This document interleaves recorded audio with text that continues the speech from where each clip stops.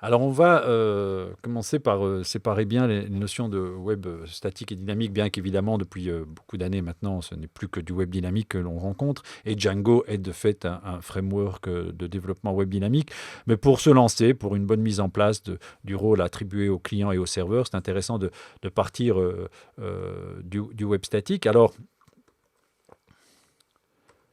donc, si je veux me baser sur un vieux site web, celui de mon université, dans les années 90, là, en 97, là, si un client ou un internaute surfait sur le site de mon université, voilà la page qu'il apercevait, donc une page implacablement statique.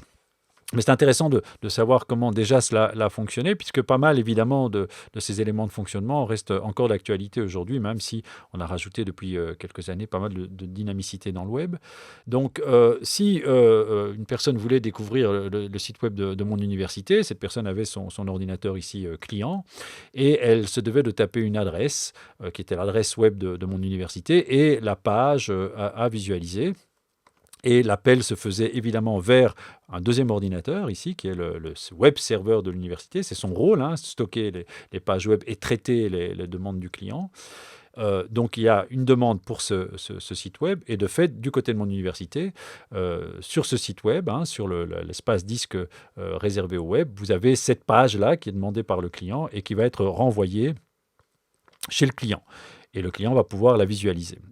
Alors pour visualiser cette page, là si je fais un récapitulatif, donc ce sont des choses très très connues, mais je me permets de faire un rapide survol. Donc en fait on fait une requête. Alors HTTP c'est simplement un protocole de fonctionnement web. Vous savez que ça fonctionne sur Internet. Internet c'est le réseau, mais il y a différents protocoles qui fonctionnent sur Internet, dont ce protocole web qui est le protocole HTTP. Donc il y a une demande qui est faite vers le serveur web. Le fichier est quelque part là caché sur le disque dur du serveur, et en fait ce fichier est écrit dans un langage. C'est un langage évidemment qui est très connu par les développeurs web, qui est le langage HTML. Ce fichier écrit dans ce langage va être renvoyé côté client, et là, le navigateur web, donc par exemple Chrome, Explorer, Firefox, Safari, n'importe quoi, va interpréter ce langage et visualiser la page à l'aide en interprétant les commandes de ce langage. Alors, vous voyez, ça c'est le langage HTML, très très connu dans le monde web. Donc c'est un langage fait de balises, hein, balises ouvrantes et balises fermantes.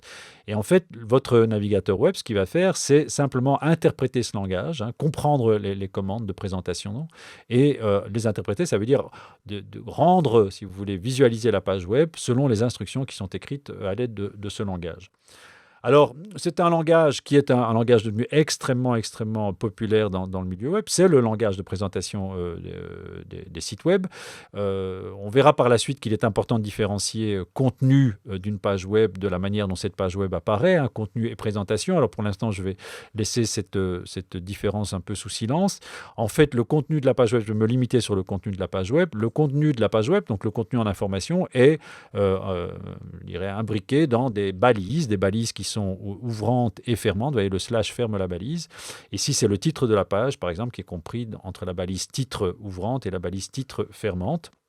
Les balises sont évidemment imbriquées puisque, comme vous l'avez vu, une page web, ce sont des balises imbriquées les unes dans les autres. On a donc une espèce d'arbre, de structure d'arbre de balises, où vous avez celles-ci qui sont imbriquées. Le tag 2 est imbriqué dans le tag 1. Donc, à l'aide de ces balises, on peut décrire le contenu de la page web. C'est le fameux, justement, langage HTML. Donc, par exemple, on peut considérer qu'il y a d'abord un titre dans la page web. C'est ici, hein, Welcome to my website, que vous voyez apparaître ici. Et on peut aussi, par exemple, intégrer dans la page web du contenu, hein, ça va être l'essentiel de la page, c'est son contenu.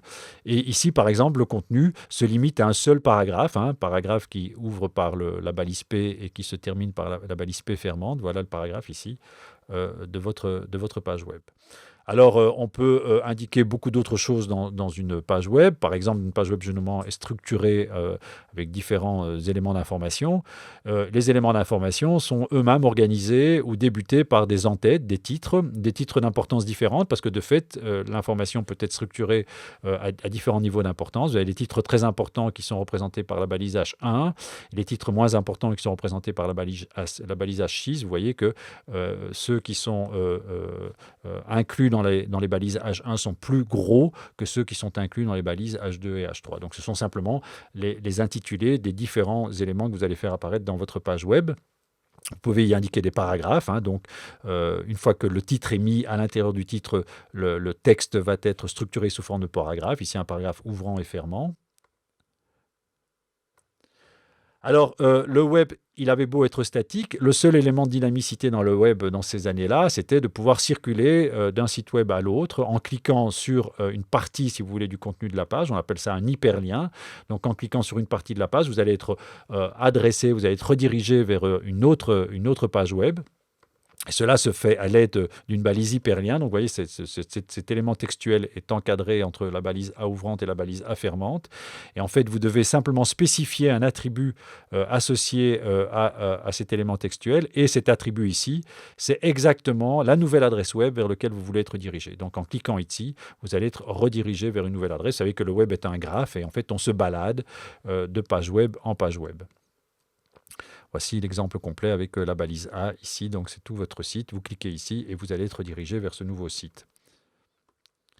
Alors, dernier élément de web qui, après, un peu plus loin dans la formation, nous rappellerons quelques éléments d'HTML qui vous seront utiles pour la compréhension de Django. Vous pouvez aussi expliciter des listes qui sont soit numérotées, soit non numérotées, hein. Ici, vous avez une liste numérotée. Vous voyez qu'elle débute avec la balise OL et elle se termine avec la balise fermante OL. Et puis, les différents éléments de la liste sont, eux, singularisés par les balises LI ouvrante et LI fermante. Vous voyez les 4 éléments de la liste qui sont ici.